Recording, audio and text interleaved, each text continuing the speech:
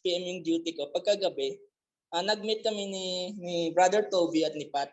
So, they started sharing me ng mga scriptures. And ayun, yung parang yung fires na mahina sa heart ko, parang naglit bigla. I want to kasi for 2 years sa Baguio, I was looking for a church na pwede akong magsimba tapos makipag-fellowship.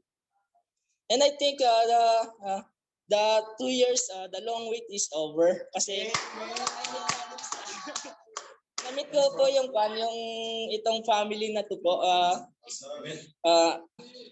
Na pa-realize na sa akin kung ano yung dapat kong gawin para ma-save, to gain salvation. So, ayun, this is my day. Yeah! Jesus is Lord!